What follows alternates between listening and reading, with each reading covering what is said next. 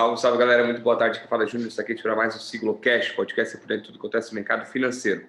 Vamos mais um fechamento semanal. Hoje, sexta-feira, dia 30 de julho, último dia útil do mês de julho, fechando a semana também. Vai contabilizar certinho o fechamento.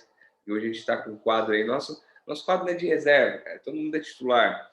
Renatão, na minha esquerda aqui, como é que tá, brother? Tudo certo? Tudo certo. Protegendo o frio aqui. Pegou a gente essa semana.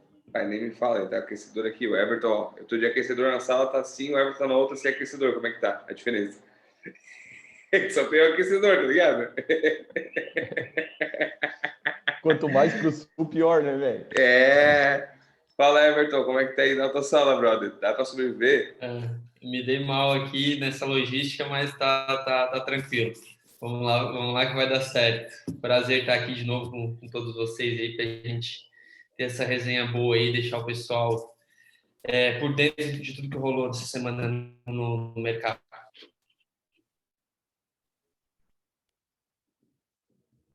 Tô mudo aqui. Nada como uma queda forte para aquecer nossos corações, né? Cara do céu. Ia falar, vou começar falando isso aí. Deixa eu abrir o microfone aqui fora e... Aqui. Dá uma captaçãozinha melhor. Fechou. Começar falando da triste notícia, eu ia fazer marzinha de uma estrelinha com 131 mil e com uma cruzinha com 122 ele que te rompeu hoje, mas não teve de fazer. E hoje rompemos 122 mil pontos, fechamos com queda de 3,08, uma derretida gigantesca aí, Vale derreteu 4,9, Petrobras 3, Magazine Luiza 5, foi uma sangueira, uma chacina. Acabou tudo vermelho, não tinha coisa verde mentira. Tinha assim, o DXY. Com isso, na semana, o nosso Ibovespa fechou em... deixa eu buscar aqui, cara. O Ibovespa na semana fechou em queda 2,60 e no mês estamos entregando um menos 3,94 no momento. O fechamento, daqui a pouco vai sair o oficial real ali. O dólar hoje subiu 2,60 com rumor aí político que o Renato vai dar um briefing o que aconteceu aí, essa possível ideia de um auxílio, de fugir do teto de gastos, de volta de gastos. O dólar fechou a 5,21, hoje começou o dia a 5,07, então foram quase 14 centavos aí durante o dia. Na semana, estamos em alta de 0,21 e no mês de julho fechamos com alta de 4,84, quase igual. O Bovespa caiu quase 4 e o dólar subiu 4,85. Mas, Everton, explica para nós o que rolou essa semana aí no mercado, o que houve. Jeremy Powell falou sempre a mesma coisa, e no dia que ele fala é bom, no outro dia é ruim, depende de como é que o pessoal acorda. Fechamento da Lua também, vira Lua hoje, é muito importante para a Bolsa também, fechamento da Lua, começo do amiguante. É mais ou menos por aí, meu amigo. Tentar resumir, porque foi bem movimentado, como são todas as semanas, mas essa em específico foi bem movimentada por toda essa questão de balanço, divulgação de balanço de resultados, tanto aqui quanto nos Estados Unidos. Então, isso ainda deixa o mercado mais movimentado. Nós começamos a semana aqui no nosso mercado, no Ibovespa, fechando em alta aí na segunda-feira, muito puxado pelos papéis da Vale e da Petrobras. Tem bastante peso aí no nosso índice. Os investidores eles também se animaram com uma baixa adesão da greve dos caminhoneiros que eles haviam anunciado e poderia trazer um ruído aí para os mercados. Com isso, a bolsa ela acabou se recuperando aí na segunda, se descolou até das bolsas asiáticas e europeias, que caíram novamente, né? Por conta das medidas da China, que foi destaque essa semana também, vamos falar um pouco mais depois, intervindo aí novamente nos setores de tecnologia e educação. Os índices americanos, por sua vez, apesar de terem aberto em queda, foi um dia que foi bem volátil lá, eles acabaram ganhando força ao longo aí do começo da semana e encerraram em território positivo na segunda-feira. Na terça, nós acompanhamos o desempenho negativo dos principais índices acionários do nosso principal benchmark, que são as bolsas americanas, que caíram pela primeira vez em uma sequência de 6 dias, depois de mais um pregão conturbado que a gente teve na Ásia, e meio também a cautela com 2 fatores importantes que nós estávamos esperando para a semana, né? Que é essa temporada de resultados, de balanços, e a decisão de juros aí do Federal Reserve que a gente teve na quarta-feira. A China, novamente, sendo destaque na segunda, na terça, anunciando oficialmente que tomará medidas drásticas para conter o boom da indústria de tutória privada pós-escola do país. Algumas ações de empresas ligadas à educação, até aqui na nossa bolsa, chegaram a sofrer bastante durante a semana por conta dessas medidas aí chinesas. Por aqui, os principais responsáveis pela baixa do benchmark nosso da B3 foram as ações da Vale, que respondem por 12,5% do nosso índice Bovespa. A gente sempre fala aqui, mas não traz a porcentagem, mas a Vale responde por 12,5%. Isso explica muito da nossa queda de hoje também. Depois a gente pode falar um pouco mais sobre isso. E a Petro, que também tem aí quase 10% do nosso índice, recuou na terça-feira e ajudou ao nosso índice ir um pouco mais para baixo, ajudou com essa semana negativa. Na quarta, nós tivemos um dia bem feliz aí para os mercados no geral, mercados para cima, aí após a coletiva de imprensa do presidente do Federal Reserve, o Jeremy Powell, disse que elevar os juros ainda não está no radar da autoridade monetária dos Estados Unidos e que o país ainda está de alguma forma distante do progresso substantivo em emprego. Segundo ele, a inflação está sendo pressionada por setores específicos ligados à reabertura da economia e a oferta deve se reajustar em breve. Já não é a primeira vez que ele fala isso, levando aí a um novo equilíbrio. Ele repetiu mais uma vez que os impactos eles são transitórios e isso animou bastante o mercado. Ele também minimizou as preocupações de que a variante Delta, essa nova variante do coronavírus, ela coloca em xeque a recuperação econômica dos Estados Unidos no geral. Ele afirmou que essas consequências de uma maior disseminação das cepas são significativas para a saúde, mas nem tanto para outros setores. Palavras aí do Jeremy Powell. Então, os mercados aí bem animados na quarta-feira. Por aqui, o nosso melhor dia de desempenho da Bolsa, aí, uma alta de 1,34%. A Bolsa chegou a estar cotada em 126 mil pontos. E depois de quarta, nós chegamos a ontem aí, um dia de queda, uma Vale que teve uma queda de 1,5%, depois que os investidores repercutiram os seus números trimestrais, né? A Vale ela divulgou essa semana o seu balanço, e apesar de bater recordes, né, números bem agressivos, o resultado da Vale não conseguiu superar altas expectativas que o mercado tinha.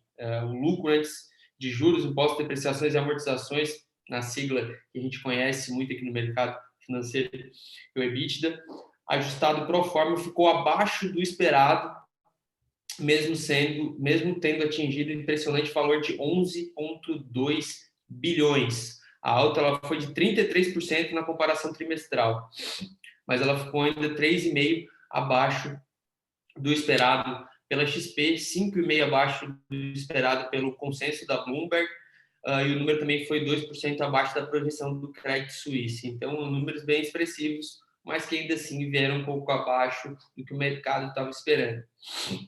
Entre os indicadores, destaque para o PIB dos Estados Unidos, que cresceu uma taxa anualizada de 6,5% no segundo trimestre, mas também veio abaixo de 8,5% projetado pelos economistas. Então, um PIB que cresceu 6,5%, que para quem não acompanha pode achar um número bem expressivo, mas os economistas estavam projetando aí 8,5%, então a gente sempre fala que o mercado financeiro ele precifica realmente o futuro, então isso trouxe um impacto nos mercados que a gente viu muito isso no dia de hoje também. Bom, por aqui a gente teve os dados do CAGED, que é o Cadastro Geral de Empregados e Desempregados, que mostrou a abertura de 309.100 vagas de trabalho formal em junho no Brasil, um número acima da projeção de 267 mil dos analistas que foram consultados. Um dia positivo para o Ibovespa, mas que não refletiu no que foi a semana, né? Uma semana de queda, hoje, principalmente, uma sessão de queda generalizada, o índice chegando a cair mais de quase 3%, com essas preocupações aí a respeito da manutenção do teto de gasto. Acho que o Renato vai trazer mais informações sobre isso aí para a gente, que foi realmente, acho que a principal notícia que nos impactou por aqui. Somando a um dia que já era um dia de fraqueza, devido às bolsas internacionais, devido ao destaque do PIB, como eu falei quase agora, vindo abaixo das expectativas nos Estados Unidos. E hoje a gente também teve um destaque negativo no mercado de commodities, que foi o minério de ferro, negociado lá na Bolsa de Dalian, registrou uma queda de cerca de 8%. Né? De acordo com informações da Reuters, a baixa ela ocorre pela queda da produção de aço na China, em meio a uma desaceleração da demanda doméstica de materiais de construção. As ações da Vale, para vocês terem uma ideia do estrago, elas chegaram a cair, elas estavam caindo quase 6%, não sei se fechou esse número, eu acredito que sim, mas elas estavam caindo próximas a 6%. Então, como eu falei, quando a gente estava conversando sobre o começo da semana, a Vale ela tem um impacto de 12,5% do total do nosso índice. Então, hoje ela caindo esse quase 6% aí deu realmente um impacto muito forte na nossa semana, como o Júnior falou, 2,60% de desvalorização e no mês aí passamos de 4%. Então, esse é uma tentativa de resumo dessa super semana que a gente teve aí, que o Renato vai trazer mais detalhado para a gente na parte da política. Só para trazer o dado, a Vale caiu 5,89, tá? Show. Boa, meu brother, cara. Pouca semana em China e essa questão de manipular preço, e tá todo mundo ferrado, né, cara? A China compra tudo de todo mundo. Então, a gente, querendo ou não, ele fica um pouco à mercê. Mas, Renato, explica o que aconteceu esse negócio aí do teto de gastos e fora do teto, e Bolsa Família, e Guedes está contra, mas diz que pode ter uma fumacinha de que vai acontecer isso. Dá uma explicada aí, velho. Vamos lá. A discussão é o novo Bolsa Família, né? Então, a formulação da transferência de renda, a discussão de transferência de renda permanece no foco nessa sexta-feira e ganha destaque na tentativa da ala política do governo de colocar esse programa de transferência de renda fora do teto de gastos, o que não é muito bem visto pela equipe econômica. Por quê? Porque isso abre margem para futuros governos ou até mesmo dentro desse governo fazer aquele programa de transferência de renda pensando em eleições, e isso pode trazer um risco fiscal muito grande para o nosso país, né? Ontem o secretário do Tesouro voltou a refutar essa ideia e disse que a faixa pode ser ampliada de 20 a 25 bilhões para de 25 a 30 bilhões de reais o teto do gasto, e daí entraria dentro desse escopo o programa de transferência de renda, né? O que seria possível pagar R$300 para 17 milhões de pessoas.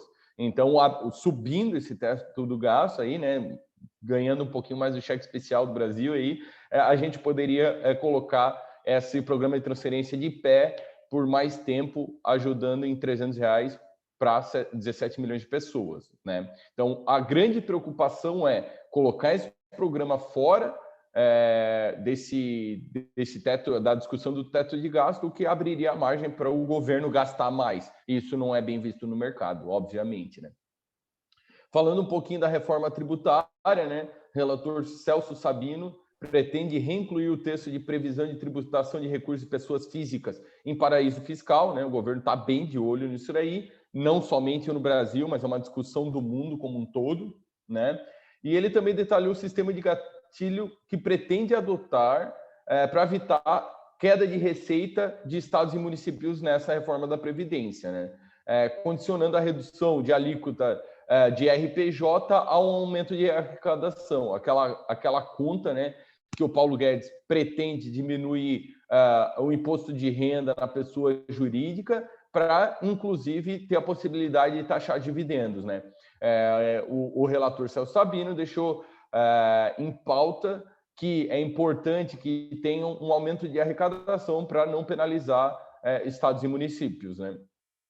Ainda falando da reforma tributária, Guedes confirmou a isenção de taxação de dividendos para empresas do Simples, né? Ou seja, era uma grande preocupação onde aumentaria imposto para pequenas empresas, para pequenos estabelecimentos. Isso foi descartado pelo Paulo Guedes. E o Arthur Lira confirmou nessa semana a reforma de agenda da Câmara logo após a volta do recesso. Ou seja, depois que acabar essa mini férias que o pessoal tem, eles voltam a discutir principalmente a reforma tributária e avançando na privatização dos Correios, né? Que foi ali onde iniciou esse recesso.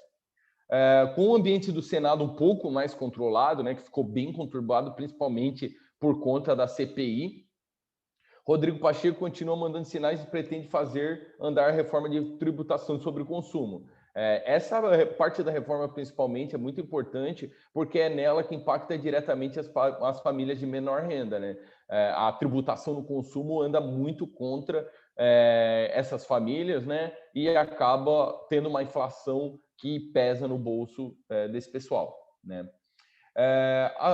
Falando um pouquinho da CPI da pandemia agora, integrantes da CPI da pandemia se preparam para tentar retomar a temperatura do colegiado ao fim do recesso parlamentar. Então, né, para quem aí não se lembra, no recesso, antes do recesso ali, e a CPI segurar isso aí, a discussão era em volta da Covaxin, né? E depois de auditoria, o governo anunciou uma anulação definitiva do contrato de 1,6 bilhão de reais na compra de 20 mil doses da Covaxin. Então, isso que estava no CPI, foi cancelado esse contrato, né? Então, foi voltado atrás, mas mesmo assim a CPI pretende continuar investigando isso daí, porque parece ter irregularidades, enfim. Foi afastado pessoas do cargo, né? Foi demitido pessoas, mas mesmo assim a CPI não vai deixar passar isso daí, porque, né, tá bem claro que o objetivo da CPI é cada vez mais enfraquecer o governo, né? Reforma eleitoral, então, também tem destaque na live da noite anterior, que ontem teve uma live do presidente Bolsonaro que deu o que falar, né? Muito, inclusive, da queda do mercado hoje também pode ser a mão do gringo saindo por essa desconfiança do nosso eleitoral aqui, né, do nosso processo eleitoral. Isso não pega bem lá fora, então isso acaba atingindo mais, principalmente falando de Vale e Petrobras, como o Everton bem adiantou antes, aí são o grande peso do Ibov, né? Então, o Bolsonaro, em live anterior, de ontem, ele prometeu trazer provas de fraude, né, nas urnas eletrônicas, mas acabou apresentando mais do mesmo, que é uma discussão antiga, né, que realmente existem indícios, né, ele reforçou bastante essa palavra, inclusive, existem indícios de alguma coisa errada, mas ele não conseguiu provar nada. Então, as alegações foram contestadas pela Justiça Eleitoral, e parlamentares viram o conteúdo, entre aspas, como desespero e tentativa de tumultuar, né? Então, assim, a gente está vendo cada vez mais que a eleição já começou ainda em 2021, a guerra entre o governo e a oposição vai cada vez aquecer mais e a gente vai passar por isso daí até outubro do ano que vem, né? Então, está bem claro que está sendo antecipada bastante essas eleições aí, né? O episódio em si mantém um clima de insegurança sobre o processo eleitoral, mas mais do que provar qualquer fraude, teve o objetivo de reforçar discursos para os apoiadores do Bolsonaro, né? Convocar para os atos de voto impresso no domingo. Então, né, o presidente comentou isso sobre isso na live também, para trazer um pouco mais de fervor nessas manifestações que vão ter domingo agora pedindo o voto impresso, né? O presidente ele está muito incomodado, e ele comentou isso na live ontem, porque as pesquisas não refletem o apoio que ele está tendo nas ruas, né? O presidente está viajando pelo país, acompanhando e inaugurando obras, e quando ele chega em aeroporto, né, passa na rua, ele vê o apoio e o fervor das pessoas, e as pesquisas não refletem isso, e ele acaba ficando ainda mais preocupado, o que, né, coloca um pouquinho mais de lenha na fogueira nessa discussão do processo eleitoral. Em resposta, não poderia ficar de fora, né, o presidente Luiz Fux prepara uma resposta às falas do Bolsonaro à suposta ameaça de Braga Neto às eleições, né, ou seja, o dedo das forças aí. O ministro deve usar o tradicional discurso de retomada de julgamento na corte na próxima segunda-feira, após o recesso do judiciário, para enviar recados ao Palácio do Planalto, cogitando, inclusive, mencionar nominalmente as Forças Armadas e o ministro da Defesa. Respostas a mentiras que o presidente divulga na live sobre o sistema eleitoral devem avançar para atuar ação concreta e punitiva, nas palavras do ministro. Então, assim, vai ter retaliação, vai ter o superior indo para cima do executivo para perguntar como assim, você, né, faz uma live, fala um monte de coisa e é preciso provar essas coisas. Então, como eu falei, a eleição já está acontecendo, faz tempo que o superior se mete no legislativo, se mete no executivo, e isso daí não vai parar tão cedo.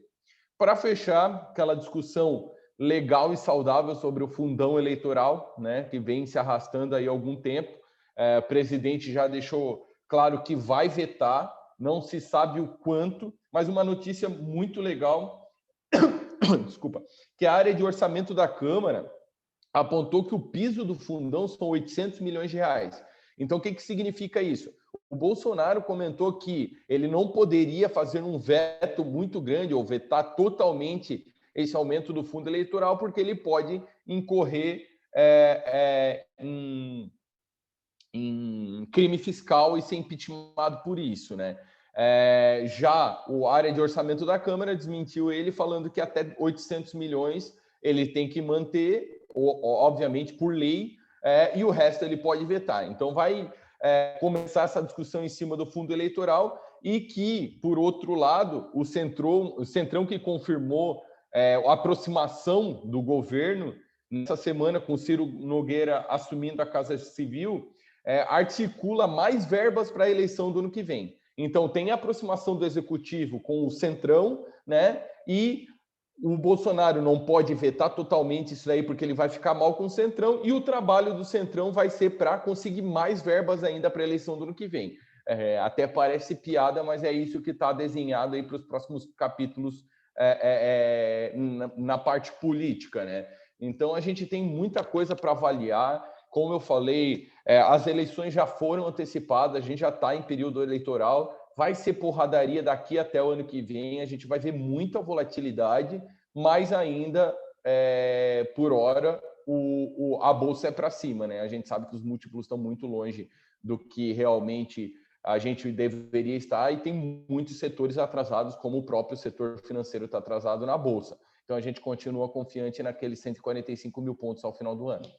Beleza? Por isso, de política é isso daí, né? Eu sei que tem bastante coisa, principalmente essa parte do fundão eleitoral, a aproximação do executivo com o Centrão, rixa entre o executivo e o judiciário, isso daí vai desenrolar e vai vir bastante tempo ainda. Boa, Renatão. Cara, parece que é negócio de... sei lá, trabalha alguém, coloca os amigos tudo para trabalhar, sabe? Tem que ser assim, vamos dividir. Se fizer uma coisa, tem que dividir essa. É que nem aquela vez que teve no Infomoney, que botou que não, teve compra de voto e tal, foi meio que descarado.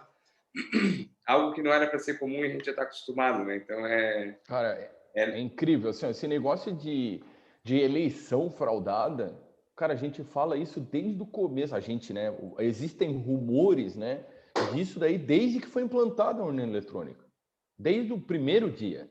Então, assim, eu acho que é um perigo para a democracia, né? Quem é democrata para pensar, cara, pô, tu faz o voto, tu não tem uma certeza que o voto vai ali mesmo, né? Pô, tem que ter várias etapas de auditoria. Pô, a gente trabalha no mercado financeiro, cada vez que a gente faz uma boleta grande, pô, a gente vai lá conferir 2, 3, 4, 5 vezes. Tenho certeza que é a mesma coisa com vocês.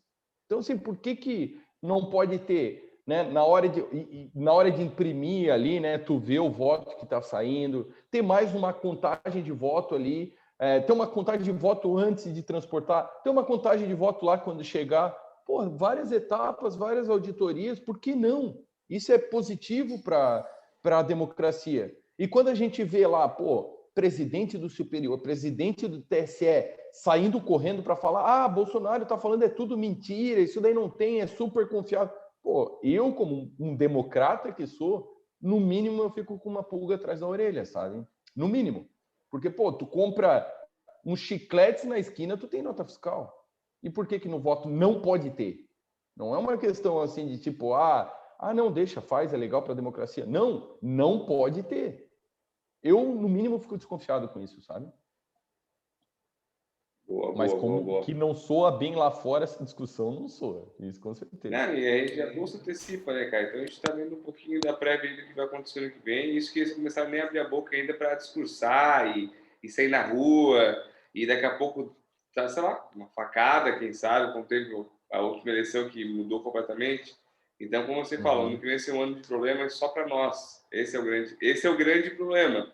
Vai ser um problema só brasileiro, não vai ter ninguém. O PIB pode ser que ano que vem não cresça tão rapidamente como vai crescer esse ano, pode ser que se a gente cair em tom, a gente demore um pouco mais para levantar o ano que vem. Então, assim, cara, eu falo semana, se vocês tiveram alguns clientes que comentaram isso, sobre ganhar, não ganhar, cara, a maioria tá com 150, 170 do CDI. Pô, tá bom, cara, o CDI do banco daria 100, daria 85, 90.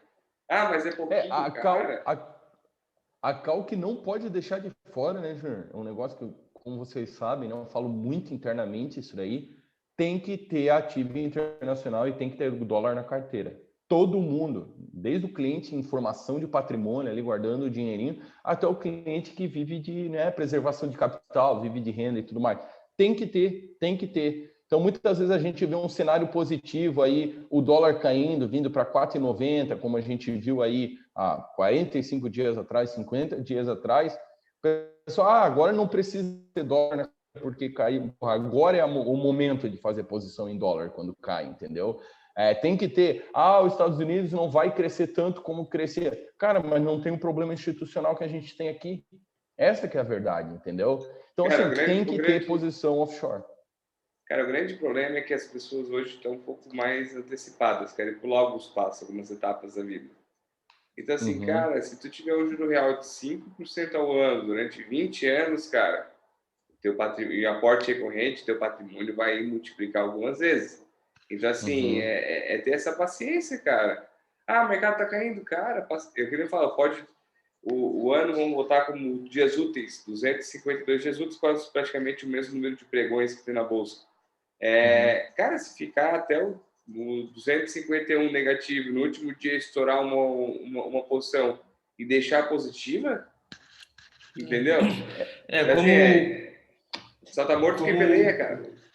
Como o Renato falou, cara, eu concordo bastante nesse ponto. O mercado, a gente não consegue prever, principalmente a variável dólar, né? Mas o mercado ele vai te dando sinais que te mostram o que vai acontecer, né? Te mostram que o cenário ele se repete. Essa questão fiscal nossa não é de hoje. Esse circo político que se arma um ano antes de toda eleição, ele não é de hoje, ele não é dessa eleição específica, óbvio. Agora a gente está um pouco mais focado nisso, mas isso sempre teve e hoje se deu mais um exemplo, né? A gente começa a ter esse risco fiscal aqui no Brasil, o dólar já dispara 2%, 3%, então tem que ter essa diversificação, como o Renato falou, e a gente tem que estar sempre expondo isso, a nossa opinião para os nossos clientes e para os nossos parceiros, de que realmente precisa ter investimento internacional, precisa ter uma carteira diversificada. Por exemplo, assim, né? O que a gente viu, por exemplo, o ativo tem aquele fundo da Morgan Stanley Global Opportunities, né? Que é um fundo global de ações. A gente tem bastante aí cliente alocado nesse fundo e principalmente quando o dólar chegou lá no 4,90 e pouquinho ali, muito cliente veio questionar assim, pô, será que não é a hora de sair desse fundo? Porque realmente é um momento que caiu muito o dólar, ele não vai mais render, mas a gente está em equity. Tem a queda do dólar, mas lá para fora os ativos estão subindo. Então, assim, voltou um pouco, voltou, mas a gente vê isso daí mais como ponto de entrada do que um sinal de sair do fundo. E não deu outra. Né? Eu falei para muitos clientes, coloca mais dinheiro nesse fundo que vai voltar. E não deu outra. Muitos clientes boletaram, aumentaram posição nesse ativo, e dia como hoje, com o dólar disparando, esse cliente está rindo, entendeu? Porque a cota dele vai lá em cima. Então, assim, vamos citar o Warren Buffett aqui, never bet against America, né? Nunca aposte contra a América, porque não tem como ir contra os caras. Os caras são o número 1 do mundo e vão ficar muito tempo número 1 do mundo. Muita gente fala, de China, investir em China, mas a China é um país com tantos problemas institucionais quanto o Brasil, se não pior, né? Porque lá tem um único partido e os caras fazem o que eles querem lá. Então, assim, tem que tomar muito cuidado naquela narrativa de China é o próximo boom, China é o país número 1 do mundo, China não sei o quê. Calma, não é assim. Tem que fazer exposição na China, sim, mas vamos cuidar muito com esse concentração de ativos, né? Pô, agora a China, bola da vez, vamos todo mundo para a China. Tem que cuidar muito com esse tipo de coisa que vai passar por volatilidade, vai passar por problema institucional e a guerra Estados Unidos e China, que são interdependentes, mas vai continuar por um bom tempo também. Resumindo, entre China e Estados Unidos, eu aposto nos Estados Unidos. E outra, cara, o mercado é feito de ciclos, cara. Nada cresce até o céu, dificilmente alguma coisa chega a zero. Então, assim, tem que cair para ficar barato alguma coisa para comprar e é um ciclo. E, cara, quando eu falo assim, pô, a empresa caiu tantos por cento. Cara, na verdade, a empresa continuou a mesma coisa. Não teve hoje, vamos supor, Magazine Luiza. Hoje não fecharam 50 lojas, 5% das lojas. Hoje as vendas não caíram 5%. No mês não caiu 5% de venda. A Vale não parou de vender minério de ferro. Pô, alguém... Isso, deu umas mal. Chegou de manhã e pensou assim: ó, não vou mais produzir ferro, fecharam os caminhões e sexta-feira sextou, vou para ferro. Não para. Mas acontece, alguém comprou posição de Vale lá na pandemia a 50 pila, disse: vou realizar, claro. Pô, 55 pila de lucro. Ponto. Agora a Vale é muito ruim. Não, agora a Vale é boa, cara, que ela chegou a 125. Então, se ela está 107, ela vai chegar de novo até a memória. Existe uma memória. E o ponto, além disso, de destaque que a gente não falou ainda, é que muitas vezes o mercado ele cai no fato. Né? A gente vem com o preço de minério de ferro subindo e aumentando geração de caixa de Vale desde o auge da crise até agora. Isso reflete no mercado. Sim. O que o mercado estava vendo? A primeira notícia aquém do que o mercado esperava vem realização. Então, o que aconteceu na divulgação de resultado do primeiro trimestre da Vale? Pô, veio rasgando, bem acima da expectativa e tudo mais. Perfeito. Agora veio o resultado do segundo semestre. O mercado, as pessoas estavam enxergando lá atrás o resultado maravilhoso que teve no primeiro trimestre e projetaram lá em cima. Não veio lá em cima. Opa, é momento de realizar. Então, isso é normal. Final de mês, divulgação de resultado. O próprio comentário do Everton falando sobre a divulgação reunião do Copom semana que vem. Reunião do Copom dia 2 e 3 de agosto agora. O próprio resultado das empresas americanas, a SP500 aí divulgou, né, resultados. Cara, veio o fato veio abaixo do esperado, é normal realização. A gente tem que enxergar que o mercado, como tu bem falou, né, Júnior, só ficou mais barato, só ficou mais interessante. A Vale caindo quase 6%, ela continua sendo a Vale, né? Daí se fosse, pô, tem posição em Vale, tem que vender, não, aí tu vai fazer aquela velha pergunta. Pô, a empresa é boa? É boa, faz sentido, vai voltar, vai. Vamos criar uma outra empresa que praticamente não tem nada contra, mas e a RBR? Cara, eu acho que vai ser difícil voltar, cara. Tem gente na carteira perdendo dinheiro da Compal, naquele último GameStop lá que quiseram fazer com o IRBR que não deu certo. Então, assim, a empresa que, pô, faz sentido segurar? Não. Aí faz sentido realizar com lucro? Às vezes faz. Com prejuízo, desculpa, às vezes faz. Às vezes tem que dar o braço a torcer e realizar. Não, cara, perdi 10%, 15%, mas, cara, foda-se, vamos embora. Vamos procurar outra, errei a mão. É normal, nem todo mundo ganha, nem todo dia é feito de vitória. Nem no emprego de todo mundo o que dirá no mercado financeiro. Eu acho muito legal aquela frase assim, ó, o que tu compraria se o mercado fechasse 10 anos? É isso. Tu compraria IRB, Oi, para deixar 10 anos parado lá? Duvido. Perfeito. Quem vai para esse tipo de papel vai para especular. Agora, tu compraria Vale para deixar 10 anos lá? VEG para deixar 10 anos lá? Pô, com certeza. Intelbras? Com certeza. Então, assim... Quem sabe a Raiz que vai sair agora? Líder de mercado? Quantas pessoas perdem rios de oportunidade porque fica esperando uma crise para cair tudo e daí comprar? Não, cara, compra hoje, todo dia é dia de compra. Então, assim, vai para a bolsa, diversifica, compra ativos de alta qualidade, coloca um pouquinho nos Estados Unidos, um pouquinho em dólar, um pouquinho em ouro, para fazer um hedge e bora. Cara, vamos tirar para a gente finalizar, não levar muito, falta 3 minutos aqui, a gente tem que fazer o bolão. Mas, assim, ó, para ter uma base, Vale caiu bastante do mês passado para cá. 5% caiu esse mês, eu acho, né? E o Hash 11 subiu o quê? 15? 20? O de criptomoeda? Então, assim, ó, pensa comigo. Mas então, beleza, vamos botar tudo em Hash 11. Não, cara. Aí que tá a diversificação. Pô, tem o Vale, tem o Hash. Vale caiu 5, Hash subiu 15. Eu tô positivo 10. Grosso modo, tá? Assim, bem continha de padaria. Então, pense, já mais uma inflaçãozinha pagando aí, quem sabe vai dar 7% esse ano. Se pegar o IPCA mais 5, cara, tu tens 12%. É um ao mês. Aí tu, ó, se minha carteira não der no 0 a 0, 1% eu ganho pelo meu IPCA, supondo, um trechinho lá. Ah, não vou tirar tudo do CDB, que o pós tá foda. Não, cara, pode ser que o Banco Central aumente Selic a 8,5, 9, vai, quem sabe, segurar muito forte a inflação, e depois ele tira. Oi, tu vai ganhar, se tu pegar uns 130 pro ano que vem, a 7, tu ganha 9,1, pô. Não faz sentido 9,1 no ano, pô? Eu acho que faz. Claro que sim. Quem sabe, E assim, quem sabe, o mercado pode estar esperando, o mercado pode estar esperando, como tu bem falou, a reunião do Copom da semana que vem, que é uma reunião muito importante. Por quê? Nela vai ser decidido se vai subir 0,75 ou 1%. Né? Então, assim, ou acelera essa subida, ou vem 0,75, como foi a última.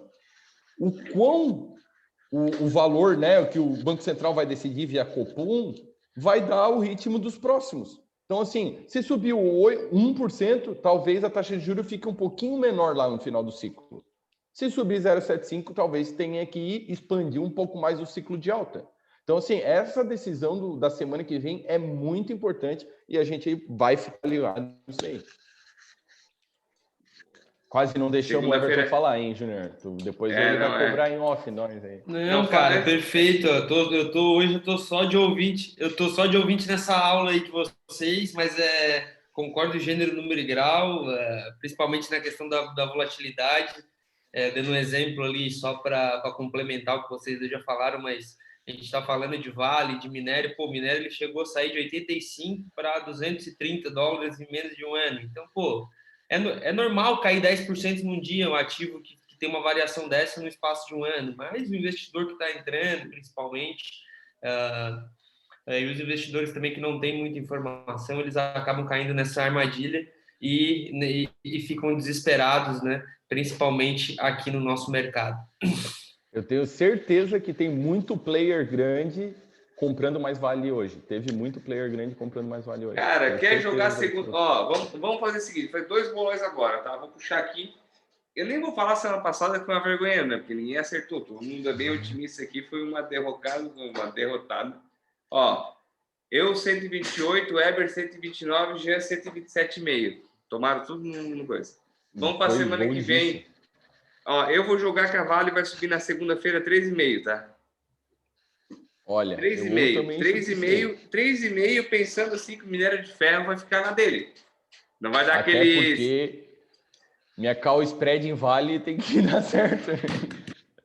Não, cara, eu tô com fé, sabe o quê, cara? Que o Copom vai subir a Selic em 1%. Sabe pra quê? Pro dólar baixar e bater 4,94 e a gente fechar a operação do dólar. Também, cara. Assim, para quem não sabe, a gente tá com 2 operações abertas aí. Uma é call spread em BOVA, outra é one touch dólar, né? Ou um put spread. E tem uma callzinha, eu tenho de Vale também, né? Então são operações que a gente coloca menos dinheiro aí, tem uma oportunidade de dobrar capital, é só aquela pimentinha da sopa, não é um negócio para colocar 50% do PL nem nada, é um negócio para fazer um pouquinho mais aí de ganho nesse período de volatilidade, uma operação que venha a dar uma reforçada no caldo, né? É o dinheiro do jogo do bicho, pô. Exatamente. É tipo apostar no primeiro escanteio. Beleza, então. Renatão, bota aí. Quanto é que tu acha semana que vem? Primeira semana do mês, cara, fechamento da semana. Vamos lá. Iniciando o mês novo, né? Vida nova. A gente tá em 121.800. Cara, eu acredito que o mercado vai ver com bons olhos esse aumento. Eu também acho que vem 1%. Vai dar uma baixadinha no dólar, vai dar uma acelerada no Ibov. Então, para a semana que vem, eu vou chutar aí 125.200. Eu acho que vem forte. Fala, Everton. Tua. Cara, sobre Vale, eu também concordo com a tua opinião aí. Acredito que segunda, se o minério não despencar mais 10%, acredito que até os bons resultados da Vale que foi divulgado essa semana devem refletir semana que vem na valorização do ativo. Aí, cara, penso no mercado reagindo, penso numa bolsa reagindo aí e acho que reage bem. Acho que a gente pode voltar aí aos 125 mil na sexta-feira. Cara, assim, ó, a última vez que eu participei, a gente já estava numa tendência de curto prazo de queda e eu tinha falado que a gente vinha caindo desde o dia 6, 7 de junho ali e continuamos caindo. Então, a gente está numa tendência de baixo desde o dia 6 de junho do mês passado. Então, assim, é bem possível que a gente tenha uma reversão aí e volte por uma tendência de alta, se Deus quiser. Porque Deus é brasileiro, né? Boa, boa. Eu vou jogar 122, cara. Eu tô um pouco assim que se subir 1%, cara, 5,25 pode ser que tenha uma saída um pouquinho da bolsa para renda fixa ali, que vão aumentar, vai ter taxa pré a 9, quem sabe 10, 11 aí. Então vai puxar um pouquinho esse pessoal e vai depender muito também dos meninos, né, cara? O pessoal tá de férias, deve voltar espumando assim, ó. Tô louco para voltar numa merda, assim, ó. Tô louco para voltar num negócio ruim. Então, assim, cara, acho que política vai influenciar. Cara, imagina. Tô louco que vocês foi o acertem planejamento desse recesso. Meu Deus. Vocês viram assim, ó, tá? O recesso inteiro não teve nenhuma notícia assim tão drástica. Surgiu uma pequena notícia de quem sabe a Bolsa Família furar o teto de gastos. Quem sabe, 3%. Cara, mas assim, eu acredito que não foi só o teto do gasto, tá? Foi muita coisa. Não, cara, resultado abaixo do esperado lá fora. Alguém saiu, cara. Bolsonaro ontem. Alguém saiu da posição de vale, cara. Alguém grande saiu. Sim. Pô. Não, esquece. Sim. Gurizada, 6h31. Assim, Pode falar. Eu ia fechar com a mão do gringo, cara. É a mão do gringo colocando o lucro no bolso, todo mundo esperando uma notícia aí ruinzinha para colocar esse lucro no bolso. Notícia ruim veio e a galera saiu vendendo.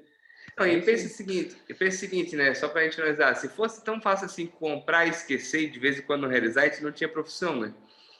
Então, assim, o mercado não existia. Se fosse tão fácil, você não, beleza, vou comprar essa ação aqui, vou deixar que daqui a 20 anos eu tenho 5 vezes mais. Não, são momentos, cara. Em 2012, 13, a empresa do Ike Batista era top do Bambam, acho que era 2,4 cada ação.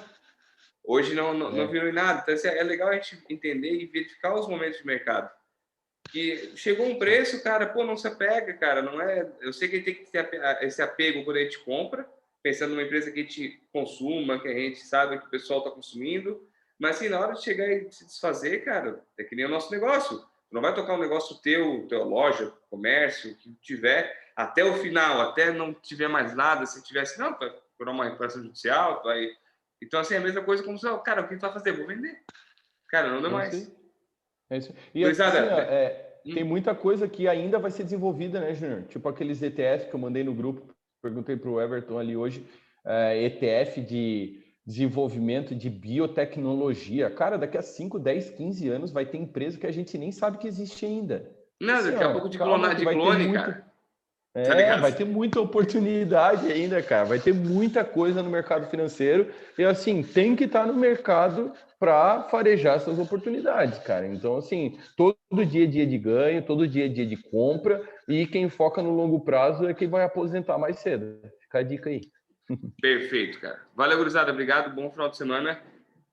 Valeu, time. Obrigado pelo convite. Aí tava com saudade de vocês já. Valeu, galera. Um abração. Até a próxima. Bom